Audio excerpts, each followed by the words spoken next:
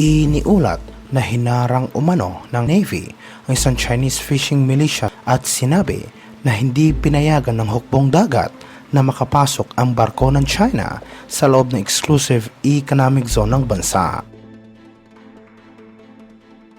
Ayon sa report ng Navy, namataan umano ng kanilang mga tauhan ang Chinese fishing vessel na papasok sa West Philippine Sea, kaya agad nila itong sinalubong at hinarang upang hindi makapasok sa karagatan ng bansa.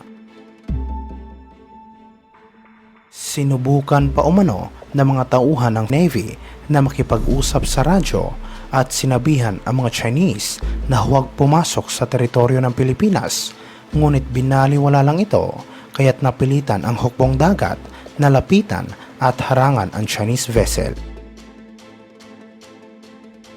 Dineploy ng Navy ang isa sa pinakamalaki at pinakabagong warship nito sa West Philippine Sea upang tulungan ang Philippine Coast Guard na protektahan ang nasabing karagatan laban sa patuloy na ginagawang iligal na panghihimasok ng mga barko ng komunistang bansa.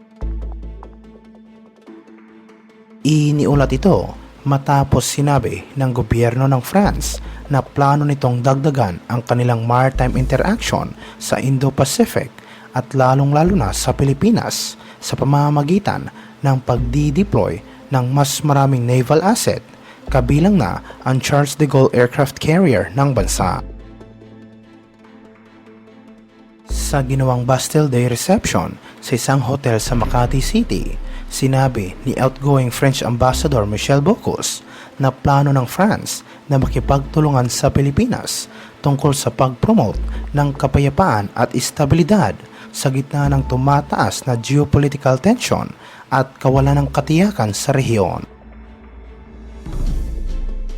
Sinabi niya sa mga reporters na unti-unti nilang pinaplano ang deployment ng kanilang mga warships, ngunit magkakaroon sila ng mas mahalagang pagbisita ng kanilang aircraft carrier sa bansa at iba pang mga military assets.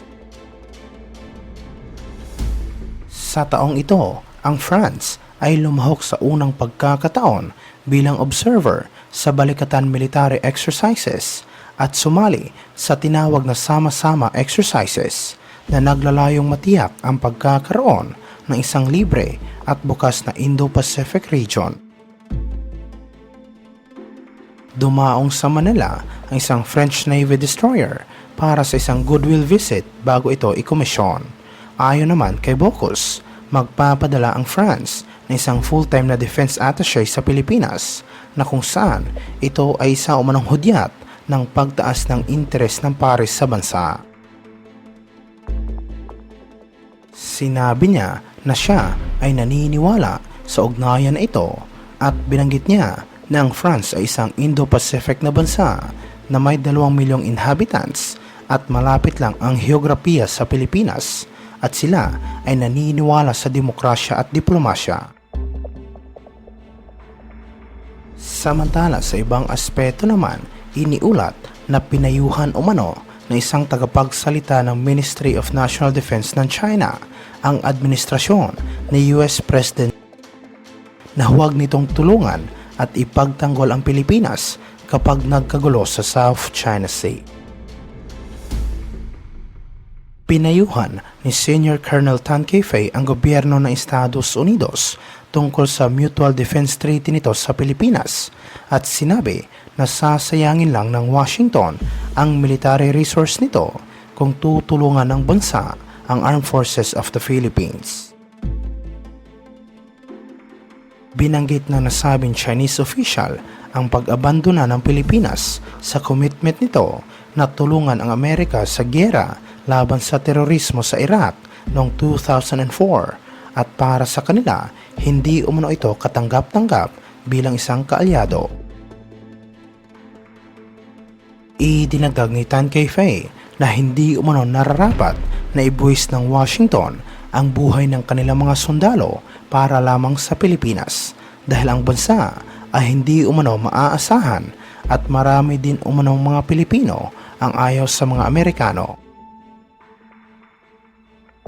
Iniulat ito matapos sinabi ng isang opisyal ng gobyerno na sa gitna ng banta ng pagharang ng mga Chinese vessel, ang gobyerno ng Pilipinas ay hindi pababayaan o tatalikuran ang mga Pilipinong nasa Ayungin Shoal.